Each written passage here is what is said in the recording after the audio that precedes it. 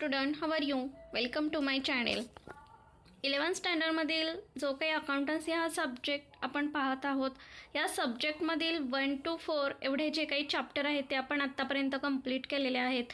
आजच्या व्हिडिओपासून आपण next chapter जो काही आहे 5 नंबरचा सबसिडरी बुक्स, या चॅप्टरला आपण स्टार्ट करणार आहोत. या चॅप्टरमध्ये आपल्याला कोणकोणते कंटेंट स्टडी करायचे आहेत ते आपण प्रथम पाहूया. Introduction, meaning and need for maintaining subsidiary books, त्यानंतर cash book with cash column, next म्हणजे cash book with cash and bank column, simple and analytical petty cash book under imprest system, purchase book, purchase return book, sales return book and journal proper. हे सगळे contents आपल्याला subsidiary बुक्समध्ये काय करायचे आहेत, आपल्याला study करायचे आहेत. आता सबसिडरी बुक्स हा चॅप्टर पाहत असताना जे काही प्रिव्हियस चॅप्टर आपले आहेत, जर्नल असेल, लेजर असेल, हे दोन्ही चॅप्टर तुम्हाला अतिशय इम्पॉर्टंट आहेत, हे तुमच्या लक्षात आलं असेल. त्यामुळे जर्नल आणि लेजर हे दोन्ही चॅप्टर तुमचे परफेक्ट असल्याशिवाय सबसिडरी बुक जो काही आहे हा तुम्हाला परफेक्टली कळणं अवघड आहे. त्यामुळं जर्नल आणि लेजर हे दोन्ही चॅप्टर तुमचे परफेक्ट असणं गरजेचं आहे. आजच्या व्हिडिओमध्ये आपण जो काही सबसिडरी बुक्स हा चॅप्टर स्टार्ट करणार आहोत. हा स्टार्ट करण्याच्या अगोदर अजूनही जर तुम्ही माझ्या चॅनलला सबस्क्राईब केलं नसेल तर चॅनल अगोदर सबस्क्राईब करा. व्हिडिओ आवडला तर नक्की लाईक करा आणि जास्तीत जास्त विद्यार्थ्यांपर्यंत व्हिडिओ शेअर करा. So let's start. Subsidiary books याचाच अर्थ मराठीमध्ये बघायचं झालं तर सहाय्यक पुस्तके असं आपण त्याला म्हटलं जातं. आता इंट्रोडक्शन अँड मीनिंगमध्ये बघायचं झालं तर सबसिडरी बुक्स म्हणजे नक्की काय आहे.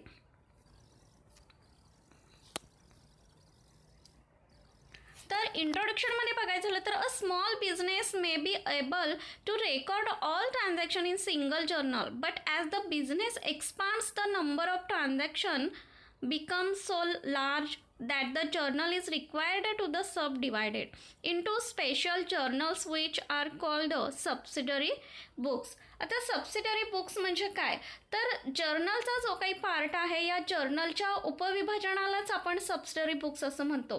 कारण यामुळे वारंवार आणि मोठ्या प्रमाणावर होणाऱ्या विशिष्ट प्रकारच्या ज्या काही ट्रान्झॅक्शन आहेत या ट्रान्झॅक्शनचं रेकॉर्ड या विशिष्ट पुस्तकामध्ये करण्यासाठी मदत होते. आणि एक प्रकारे ट्रान्झॅक्शनच्या स्वरूपाच्या आधारावर जर्नलचे अनेक विशिष्ट जर्नल म्हणजे रोजकिर्दीमध्ये त्याचं उपविभाजन किंवा सबडिवायडेड केलं जातं. आता थोडक्यात सांगायचं झालं तर सबसिडरी बुक्स म्हणजे काय, the sub division of journal on the basis of nature of transaction is known as subsidiary books. These books are also called as books of original entries or prime entries because the transaction are first recorded in subsidiary books and then posted in the ledger.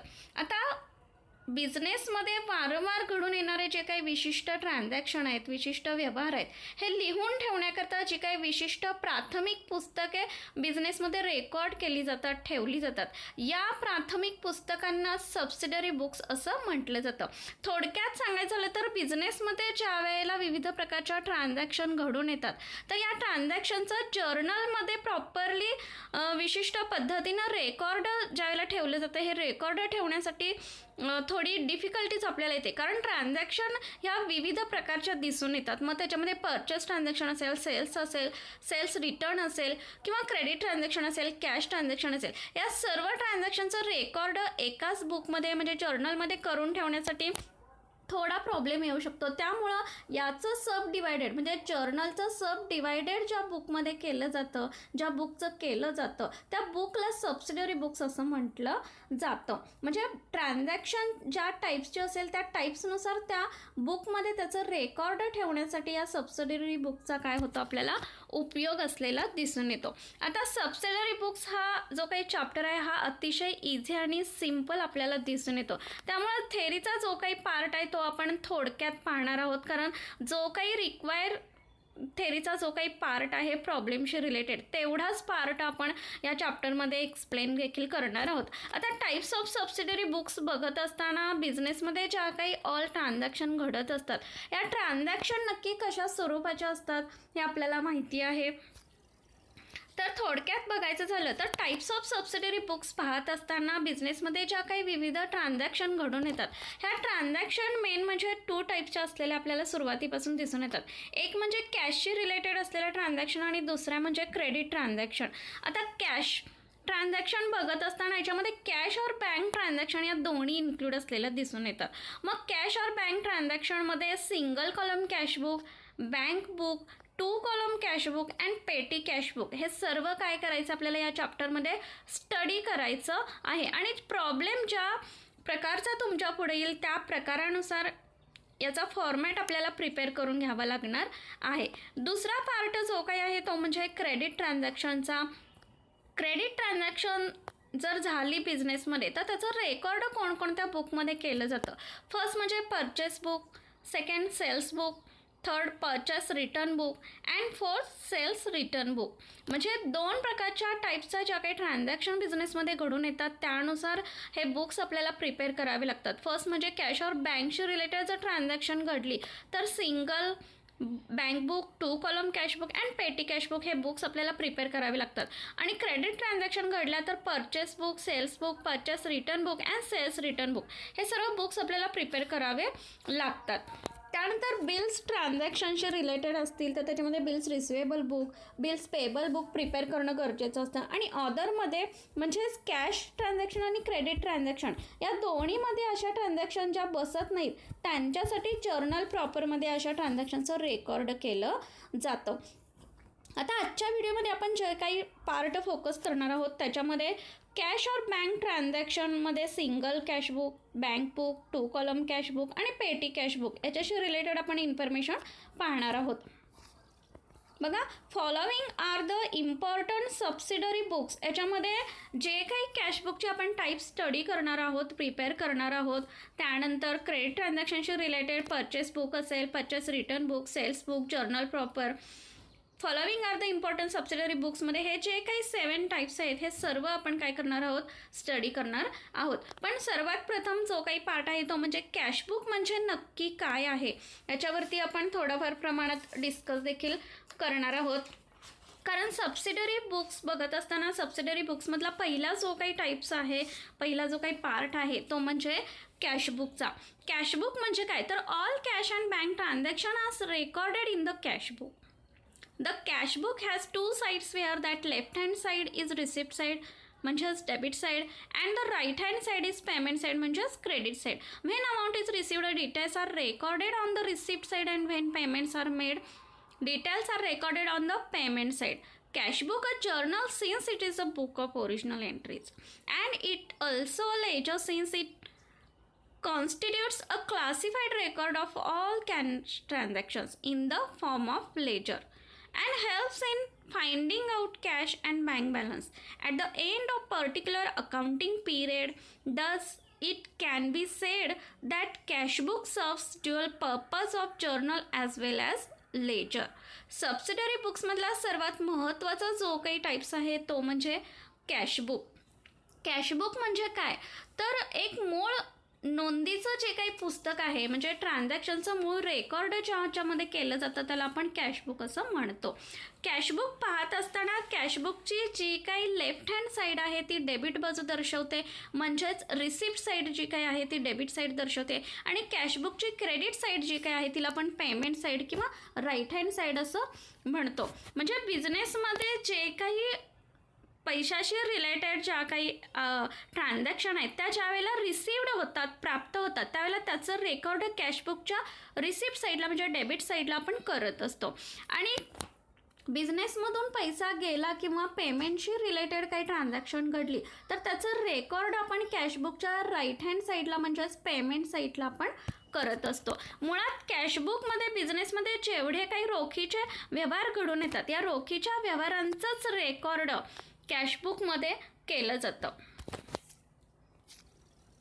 आता कॅशबुकचा जो काही format आपल्याला क्वेश्चनमध्ये prepare करायचा आहे तो आपण बघणार आहोत. Format of simple cashbook in the books of ज्या फॉर्मचं तुम्हाला कॅशबुक प्रिपेअर करण्यासाठी सांगितलं असेल त्या फॉर्मचं नेम त्या ठिकाणी येणार आहे. सुरुवातीला बघा सिम्पल कॅशबुक, त्याच्यामध्ये फर्स्ट कॉलम डेबिट साईड बघा डेट, रिसिप्ट नंबर, लेजर फोलिओचा कॉलम आहे आणि नंतर अमाऊंटचा कॉलम आहे. त्याच्यानंतर दुसरा जो काही पार्ट आहे क्रेडिट साईडचा तो म्हणजे date, payment, voucher number, ledger folio आणि अमाऊंट. याच्यामध्ये ट्रान्झॅक्शन ज्या डेटला घडलेली आहे ती डेट त्या ठिकाणी येणार आहे. डेबिट साईड फॉर एक्झाम्पल बघायचं झालं तर डेट. रिसिप्ट साईडला ज्या थ्रू पैसे तुम्हाला प्राप्त होणार आहेत त्याचं नेम रिसिप्ट साईडला येणार आहे. रिसिप्ट नंबर देखील जर मेन्शन केला असेल क्वेश्चनमध्ये तर तो त्या ठिकाणी लेजर फोलिओचा कॉलम येईल आणि अमाऊंटचा कॉलम एक येणार आहे. ज्या अमाऊंटला ट्रान्झॅक्शन घडलेले आहे ती अमाऊंट त्या ठिकाणी मेन्शन करावी लागणार आहे. नेक्स्ट जो काही पार्ट आहे क्रेडिट साईडचा तो म्हणजे राईट हँड साईडचा. त्याच्यामध्ये पण सेम डेट कॉलम, पेमेंट, ज्या थ्रू पैसे जाणार आहेत त्यांचं नेम त्या ठिकाणी येणार आहे. त्यानंतर व्हाउचर नंबर, पावतीचा नंबर जर मेन्शन केला असेल क्वेश्चनमध्ये तर तो त्या ठिकाणी येणार आहे लेजर फोलिओचा कॉलम आणि ज्या अमाऊंटला ट्रान्झॅक्शन घडलेली आहे ती अमाऊंट त्या ठिकाणी अमाऊंटच्या कॉलममध्ये येणार आहे. आता कॅशबुक बघत असताना कॅशबुकचे देखील काही टाईप्स आपल्याला दिसून येतात. फर्स्ट म्हणजे जसं आपण याच्यामध्ये इंट्रोडक्शनचा पार्टमध्ये बघितलं की कॅशबुक बघत असताना त्याच्यामध्ये single cashbook, bank book, 2 column cashbook आणि पेटी कॅशबुक. याच्यामधील आपण सिंगल कॉलम कॅशबुकचा जो काही फॉर्मॅट आहे तो आपण पाहिलेला आहे. बघा या ठिकाणी जो काही फॉर्मॅट आहे तो आपण पाहिलेला आहे. त्याच्यानंतर 2 कॉलम कॅशबुक जो काही थेरॉटिकल पार्ट आहे तो आपण आजच्या व्हिडिओमध्ये सर्व कंप्लीट करून घेणार आहोत आणि नेक्स्ट व्हिडिओपासून आपण सिंगल कॅशबुकचा जो काही प्रॉब्लेम आहे बुकमधील तोच आपण सॉल्व देखील करणार आहोत. त्यानंतर 2 कॉलम कॅशबुकचे प्रॉब्लेम जे काही ते देखील आपण सॉल्व करणार आहोत. प्रथम आपण जो काही थेरॉटिकल पार्ट आहे सिंपल कॅशबुक म्हणजे काय, कॉन्ट्रा एंट्री म्हणजे काय किंवा 2 कॉलम कॅशबुक म्हणजे काय, पेटी कॅशबुक म्हणजे काय, हा सर्व थेरॉटिकल पार्ट आपण जो काय आहे तो आपण आजच्या व्हिडिओमध्ये कंप्लीट करून घेणार आहोत जेणेकरून पुढे प्रॉब्लेम सॉल्व करण्यासाठी त्याची तुम्हाला हेल्प होऊ शकते. आता सिंपल कॅशबुक म्हणजे काय हे पाहून झाल्यानंतर दुसरा जो काही पार्ट आहे तो म्हणजे कॅशबुकमधील जो काही दुसरा पार्ट आहे तो म्हणजे 2 कॉलम कॅशबुक.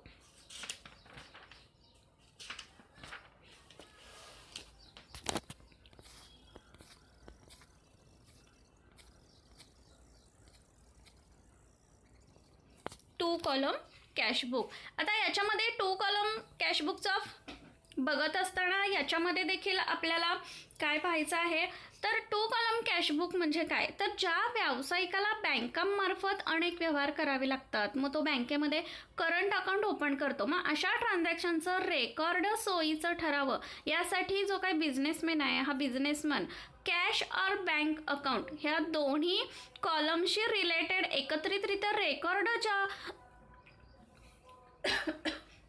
बुकमध्ये करता येईल त्या बुकचं तो काय करत असतो रेकॉर्ड त्या बुकमध्ये ठेवत असतो आणि ते बुक प्रिपेअर करण्यासाठी तो समर्थ असतो. त्यामुळं कॅश और बँक कॉलमचा जो काही कॅशबुकचा टाइप्स आहे तो कशा पद्धतीनं प्रिपेअर केला जातो तर bank plays an important role in providing various services to traders. It accepts deposits from customers and allows withdrawals by way of cash or cheque or various net banking transaction.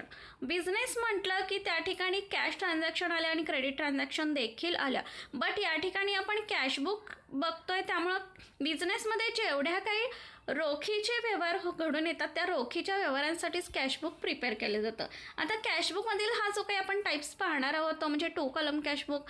याच्यामध्ये simple जो काही cashbook आहे किंवा single जो काही cashbook आहे same त्याच्याच पद्धतीनं फॉर्मॅट 2 कॉलम कॅशबुकमध्ये देखील प्रिपेअर केला जातो. फक्त बिझनेसमॅनला नेट बँकिंग थ्रू जे काही ट्रान्झॅक्शन घडून येत असतात तो करत असतो तर त्याच्यासाठी बँक कॉलम अमाऊंटचा देखील कॉलम या कॅशबुकमध्ये प्रिपेअर केला जातो. मग column in cashbook with cash and bank column. 2 column कॅशबुकचा फॉर्मॅट जर बघायचं झालं तर तो कशा पद्धतीनं असतो बघा. इन द बुक्स ऑफ फॉर्मचा ज्या बुक प्रिपेअर करायचा आहे त्याचं नेम त्या ठिकाणी येणार आहे 2 कॉलम कॅशबुक.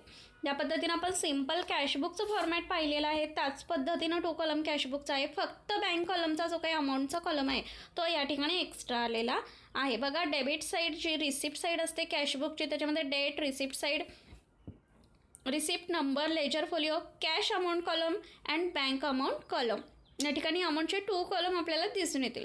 बँक थ्रू जर ट्रान्झॅक्शन घडली तर बँक कॉलममध्ये अमाऊंट आपल्याला मेन्शन करावी लागणार आहे आणि कॅश थ्रू जर ट्रान्झॅक्शन झाली म्हणजे रोखीनं लगेच बाय हँड पैसे तुम्ही रिसीव केले असतील किंवा पे केले असतील तर त्याचं रेकॉर्ड कॅश कॉलममध्ये लिहून घ्यावं लागणार आहे. नेक्स्ट राईट हँड साईड पण बघा date, payment, voucher number, ledger folio, cash amount column आणि बँक अमाऊंट कॉलम या पद्धतीनं फॉर्मॅट आपल्याला 2 कॉलम कॅशबुकचा दिसून येतो. त्यानंतर accounting treatment of banking transaction in cashbook with cash and bank column. Accounting treatment 2 column कॅशबुकमध्ये ॲक्च्युली करत असताना त्याचं रेकॉर्ड 2 कॉलम कॅशबुकमध्ये कशा पद्धतीनं तुम्ही करता.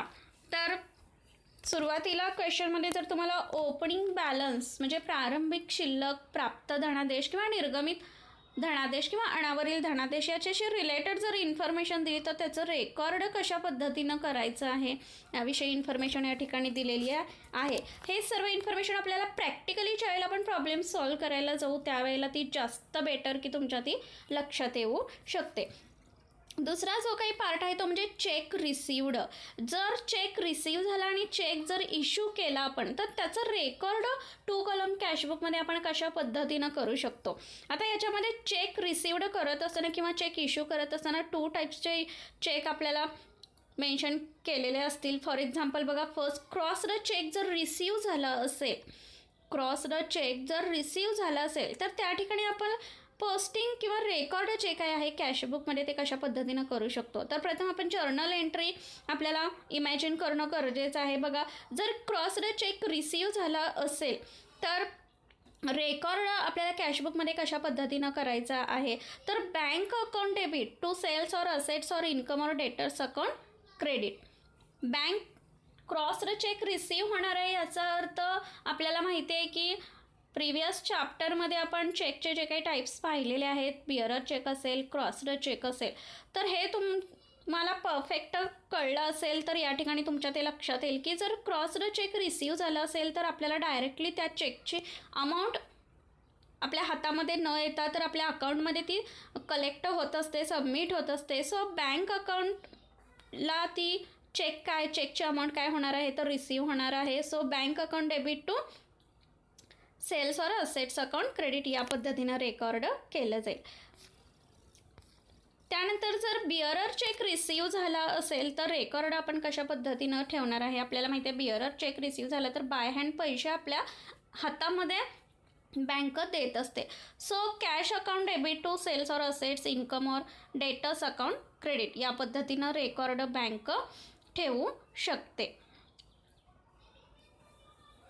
नेक्स्ट जो काही पार्ट आहे तो म्हणजे कॉन्ट्रा एंट्रीचा पार्ट अतिशय महत्त्वाचा दिसून येतो, तो आपण पाहणार आहोत. बघा, कॉन्ट्रा एंट्री म्हणजे काय तर 2 कॉलम कॅशबुकमध्ये ज्या वेळेला रेकॉर्ड प्रत्येक ट्रान्झॅक्शनचं केलं जातं तर त्याच्यामध्ये कॉन्ट्रा एंट्री ही एक महत्त्वाची कन्सेप्ट आपल्याला दिसून येते. तर कॉन्ट्रा एंट्री म्हणजे नक्की काय तर certain transaction affects cash account and bank account simultaneously but with opposite effect. It may decrease the cash balance and increase bank balance, or increase the cash balance and decrease bank balance at the same time. In column cash book, cash account and bank account appear under the same heading of cash book. To record increase in bank balance, bank account is debited, and to record a decrease in cash balance, cash account is credited, and vice versa. Entries recorded on both the sides of cash book are called as contra entries. It occurs only when cash account and bank account are simultaneously affected in a transaction. Contra entries are denoted by the capital letter C in the ledger folio column. Contra entry म्हणजे काय तर एखादा विशिष्ट व्यवहार किंवा एक विशिष्ट transaction जी काही आहे ही एकाच वेळी cashbook, cash and bank column अशा दोन्ही अकाउंटमध्ये इफेक्ट दर्शवते. आणि अशा ट्रान्झॅक्शनमुळे एकाच वेळी कॅशचा जो काही बॅलन्स आहे तो डिक्रीज होतो आणि बँकचा जो काही बॅलन्स आहे तो इन्क्रीज होत असतो, किंवा कॅशचा जो काही बॅलन्स आहे तो एकतर इन्क्रीज होत असतो आणि बँकचा जो काही बॅलन्स आहे तो एकतर डिक्रीज होतो. म्हणजे दोन्ही कॉलम कॅशबुकमधील या दोन्ही अमाऊंटच्या कॉलमच्या अकाउंटमध्ये किंवा या कॅशबुकमध्ये या एकाच शीर्षकाअंतर्गत बँक अकाउंट आणि बँक अकाउंट आणि कॅश अकाउंट हे काय केले जातात, दर्शवले जातात. आणि बँक अकाउंटमधील बॅलन्समध्ये जी काही होणारी वाढ आहे ही दर्शवण्यासाठी बँक अकाउंटला डेबिट करण्यात येते. आणि कॅश अकाउंटच्या जो काही बॅलन्स आहे या बॅलन्समध्ये होणारा घट किंवा होणारी जी काही डिक्रीज आहे ही दर्शवण्यासाठी कॅश अकाउंट हे क्रेडिट दर्शवण्यात येते. आणि तसेच जर एखादी वेगळ्या स्थितीत जर उलट नोंदी करण्यात येत असतील तर कॅशबुक अशा प्रकारे या दोन्ही बाजूंना रेकॉर्ड करण्यात येत असतं. म्हणजेच कॅशबुकमध्ये अशा प्रकारे दोन्ही बाजूंना रेकॉर्ड करण्याच्या क्रियेला कॉन्ट्रा एंट्री असे म्हटले जाते. आता कॉन्ट्रा एंट्री कशा पद्धतीनं आपल्याला ओळखता येऊ शकते. फर्स्ट म्हणजे cash deposited into the bank. प्रथम म्हणजे जर कॅश तुम्ही स्वतःजवळची बँकेमध्ये डिपॉझिट केली असेल तर अशा वेळेला आपल्याकडील कॅश बँकेमध्ये सबमिट होणार आहे. सो आपल्याकडील कॅश डिक्रीज झालेली असेल आणि बँकेतील कॅश म्हणजे बँक कॉलम काय होणार आहे तर इन्क्रीज होणार आहे. तर अशा वेळेला जर्नल एंट्री किंवा कॅशबुकमध्ये आपण पोस्टिंग कशा पद्धतीनं करणार आहोत. आपल्याकडून कॅश जाणार आहे बट बँकेमध्ये ती काय होणार आहे, जमा होणार आहे. सो बँक बॅलन्स इन्क्रीज होणार आहे आणि आपल्याकडील कॅश बॅलन्स डिक्रीज होणार आहे. So bank account debit to cash account credit. म्हणजेच कॅशबुकच्या रिसिप्ट साईटला टू कॅश अकाउंट येईल आणि पेमेंट साईटला बाय बँक अकाउंट येईल. That is contra entry. Second situation आहे ती म्हणजे cash withdraw from the bank for office use. बँकेमधून जर आपण अमाऊंट काढली असेल कशासाठी तर बिझनेसच्या कामासाठी जर काढली असेल तरी देखील कॅश आपल्याकडे आलेली आहे बट बँकेमधून ती काढलेली आहे. सो बँक अकाउंटमधील अमाऊंट काय होणार आहे, डिक्रीज होणार आहे. सो रेकॉर्ड आपण कशा पद्धतीनं करू तर cash account debit to bank account. But कॅशबुकमध्ये त्याचं पोस्टिंग रिसिप्ट साईटला काय होणार आहे, to bank account in the cash column and payment side by cash account in the bank column. Third situation कोणती असेल तर bearer check received on previous date and deposited into the bank. जर bearer check receive झाला असेल आणि तो check जर बँकेमध्ये आपण डिपॉझिट केला असेल तर अशा वेळेला कॅशबुकमध्ये रेकॉर्ड आपण कशा पद्धतीनं ठेवू तर bank account debit to cash account. एकतर बिअरर चेक आपल्याला मिळालेला आहे पण इमॅजिएटली जर आपण तोच चेक बँकेमध्ये डिपॉझिट केला तर आपल्याकडून मिळालेल्या चेकची अमाऊंट आपण कशी करणार आहोत तर बँकेमध्ये लगेच जमा देखील करणार आहोत. सो बँकेला पैसे प्राप्त होणार आहेत. So bank account debit to cash account. But कॅशबुकमध्ये त्याचं रेकॉर्ड ठेवत असताना कॅशबुकच्या रिसिप्ट साईटला to cash account and payment साईटला बाय बँक अकाउंट या पद्धतीनं रेकॉर्ड ठेवलं जाईल. त्यानंतर जो काही पार्ट आहे तो म्हणजे त्यानंतर नेक्स्ट जो काही कॅशबुकमधील टाईप्स आहे तो म्हणजे पेटी कॅशबुक. आता पेटी कॅशबुक म्हणजे काय तर in large business organisation the accounting work is divided systematically. There are various departments spending small amount on stationery, postage and telegram, refreshment carriage, etc. The person maintaining petty cash book is known as petty cashier. The petty cashier is given certain amount by the main cashier as an advance at the beginning of every month, from which all petty expenses are paid and recorded by petty cashier. The term petty is derived from the French word petit, which means small. So this book is mentioned for recording small expenses which cannot be paid by check. तर पेटी cashbook म्हणजे काय तर एखादा businessman जो काही आहे हा एखाद्या उपक्रमामध्ये विविध विभाग पाडत असतो. जसे की उत्पादनाचा विभाग असेल म्हणजेच प्रोडक्शन असेल, फायनान्शियल डिपार्टमेंट असेल, research and development research department असेल. असे वेगवेगळे जे काही डिपार्टमेंट आहेत या डिपार्टमेंटनुसार जे काही ट्रान्झॅक्शन बिझनेसमध्ये वारंवार होत असतात म्हणजे त्यांच्या ज्या काही रकमा आहेत, अमाऊंट आहेत या लहान स्वरूपाच्या असलेल्या आपल्याला दिसतात. तर अशा ट्रान्झॅक्शनचं ज्यावेळेला शोधन केलं जातं हे शोधन एकतर चेकद्वारे करणं व्यावहारिक ठरत नाही, कारण छोट्या छोट्या अमाऊंटच्या या ट्रान्झॅक्शन घडून येत असतात आणि बिझनेसच्या स्वरूपानुसार आकारमानानुसार या सर्व ट्रान्झॅक्शनचं रेकॉर्ड करत असताना चेक थ्रू ज्या वेळेला पैसे देण्यासाठी आपण असमर्थ ठरतो, म्हणजे त्याचबरोबर अशा लहान लहान रकमेच्या शोधनाचं जे काही रेकॉर्ड आहे हे रेकॉर्ड मुख्य कॅशबुकमध्ये करणं म्हणजेच कॅशबुकचा भार वाढवण्यासारखं असतं. असे केल्यास कॅशबुकचा जो काही बॅलन्स आहे या बॅलन्सवर नियंत्रण ठेवणं अशक्य होऊन जातं आणि या रिझनमुळं बिझनेसमॅन वारंवार होणाऱ्या लहान लहान रकमांचे जे काही व्यवहार आहेत किंवा ट्रान्झॅक्शन आहे की ज्यांचं शोधन चेकद्वारे करता येत नाही, तर अशा ट्रान्झॅक्शनचं जे काही रेकॉर्ड आहे हे रेकॉर्ड करण्याकरता एक डिफरंट किंवा एक वेगळं जे काही आहे कॅशबुक प्रिपेअर केलं जातं आणि या प्रिपेअर केलेल्या कॅशबुक्सलाच पेटी कॅशबुक असं म्हटलं जातं. आता कॅशबुकलाच किंवा पेटी कॅशबुकला मराठीमध्ये लघु रोख पुस्तक असं देखील म्हटलं जातं. आता इंग्रजी भाषेचा जर विचार केला तर याच्यामध्ये पेटी हा शब्द फ्रेंच भाषेतील पेटिट या शब्दापासून घेतला गेलेला आहे आणि पेटिट या शब्दाचा अर्थ लघु किंवा लहान स्वरूपाचा असा होतो. जी व्यक्ती पेटी कॅशबुक हाताळते त्या व्यक्तीला पेटी कॅशियर असं म्हटलं जातं. जी व्यक्ती प्रमुख कॅशबुक हाताळते आणि पेटी म्हणजे लघु रोख पालास किंवा पेटी कॅशियर्स खर्चासाठी अग्रिम रक्कम देते त्या व्यक्तीला हेड कॅशियर असं म्हटलं जातं. आता पेटी कॅशबुकचे देखील पुढील प्रमाणे 2 टाईप्स पडलेले दिसून येतात. फर्स्ट म्हणजे सिम्पल पेटी कॅश अँड अनालिटिकल कॉलमर पेटी कॅशबुक. आता सिम्पल पेटी कॅशबुक म्हणजे काय, तर सिम्पल पेटी कॅश बुक हे 2 विभागामध्ये किंवा 2 बाजूमध्ये विभागले जाते.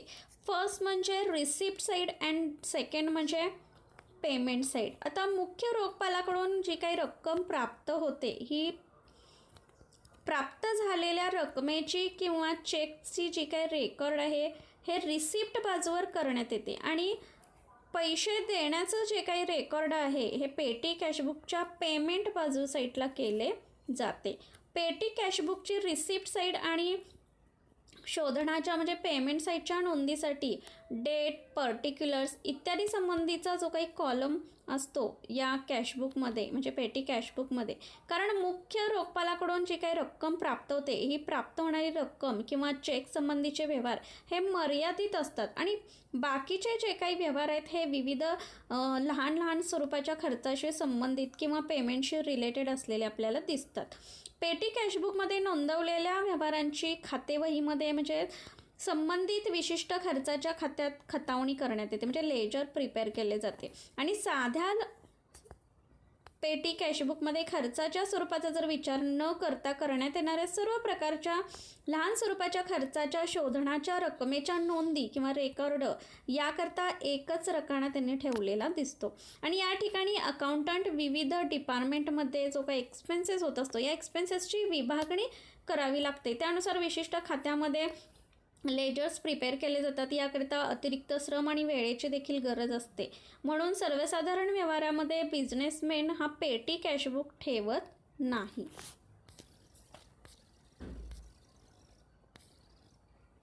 नेक्स्ट जो काही आहे तो म्हणजे आता पेटी कॅशबुकचा जर फॉर्मॅट बघायचं झालं तर बघा या ठिकाणी क्वेश्चनचं जे काही आन्सर आहेत सोल्युशन आहे त्याच्यानुसार आपल्याला लक्षात येईल की सिम्पल पेटी कॅशबुकमध्ये फर्स्ट कॉलम जो काही आहे तो म्हणजे अमाऊंट रिसिव्डचा असणार आहे. नंतर डेट कॉलम, त्यानंतर पर्टिक्युलर्स, त्यानंतर व्हाउचर नंबर, लेजर फोलिओ आणि टोटल अमाऊंट. सुरुवातीला कॅशियरकडून जी काही अमाऊंट आपल्याला एक्सपेन्सेससाठी मंथमध्ये मिळणार आहे सुरुवातीला ती आपण फर्स्ट कॉलममध्ये म्हणजे अमाऊंट रिसिव्ड साईडला लिहिणार आहोत. त्यानंतर जे काही त्या मिळालेल्या पैशामधून किंवा मिळालेल्या अमाऊंटमधून एक्सपेन्सेस मंथमध्ये आपल्याला करायचे आहेत ते सगळे पर्टिक्युलर्समध्ये आपण लिहून घेत असतो. त्या ठिकाणी बाय याचा उच्चार म्हणजे याचा आपण त्या ठिकाणी वापर करत असतो. नेक्स्ट जो काही टाईप्स आहे तो म्हणजे ॲनालिटिकल पेटी कॅशबुक किंवा कॉलमर पेटी कॅशबुक. आता ज्याप्रमाणे साधं लघु रोख पुस्तक म्हणजे सिम्पल पेटी कॅशबुक तयार केलं जातं. त्याचप्रमाणे अनालिटिकल पेटी कॅशबुक देखील तयार केले जाते. आता या दोहोंमधील फरक इतकाच आहे की अनालिटिकल कॅशबुकचं जे काही शोधन आहे हे शोधन बाजूस म्हणजे पेमेंट साईटला वारंवार होणाऱ्या विभिन्न खर्चासाठी आवश्यक तेवढेच रकाने म्हणजे कॉलम काय केले जातात हे प्रिपेअर केले जातात. फॉर एक्झाम्पल नॉमिनल अकाउंट जसं पोस्टेज असेल, टेलिग्राम असेल किंवा प्रिंटिंग अँड स्टेशनरी असेल किंवा रेंट असेल, ब्रोकरेज असेल, विविध प्रकारचे खर्च असतील अशा प्रकारचे किंवा अनालिटिकल पेटी कॅशबुकमध्ये खर्चाच्या नोंदीकरता रकण्यांची संख्या किती असावी यासंबंधी कोणतेही नियम त्यांनी याच्यामध्ये घातलेले दिसून येत नाहीत. त्यामुळे कॉलमची संख्या ही व्यावसायिक करीत असलेल्या व्यवहारांच्या संख्येवर डिपेंड असलेली दिसते. अनालिटिकल पेटी कॅशबुकमध्ये या रकान्याव्यतिरिक्त वैयक्तिक आणि वास्तविक अकाउंटच्या संबंधित पेमेंट करता एक स्वतंत्र कॉलम काय केला जातो प्रिपेअर केला जातो. आणि या लघु रोख पुस्तकातील शोधन बाजू विविध रकान्यामध्ये विभागण्यात येत असल्याने याला अनालिटिकल पेटी कॅशबुक किंवा कॉलमर पेटी कॅशबुक असं देखील म्हटलं जातं. आता अनालिटिकल पेटी कॅशबुकची नक्की गरज काय आहे?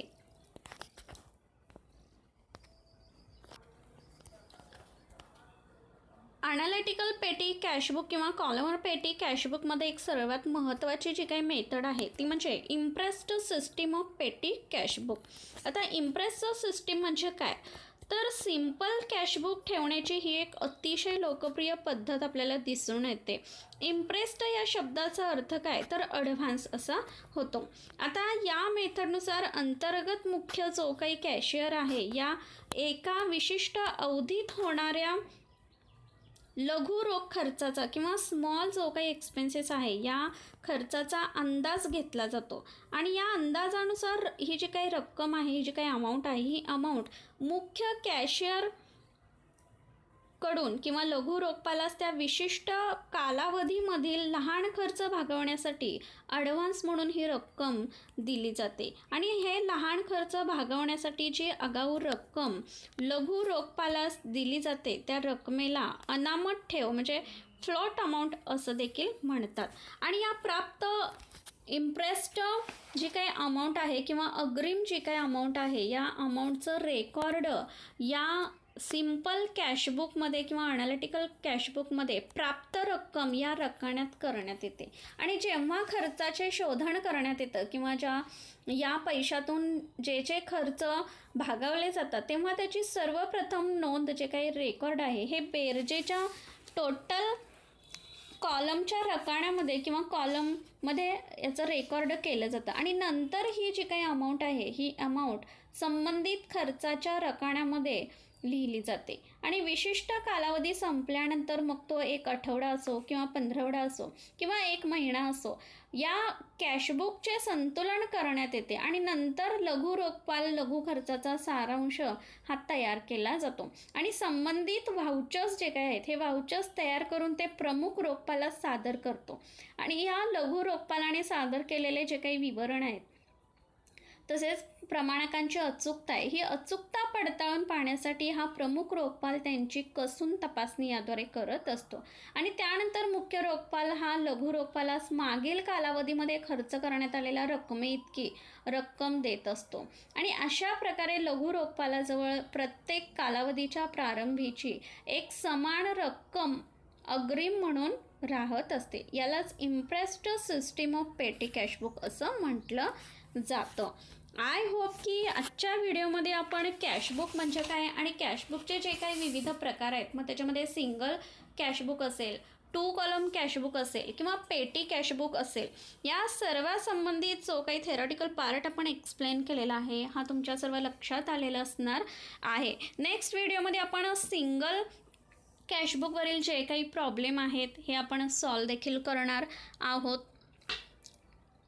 व्हिडिओ आवडला तर नक्की लाईक करा आणि जास्तीत जास्त विद्यार्थ्यांपर्यंत व्हिडिओ शेअर करा. थँक्यू. Take care.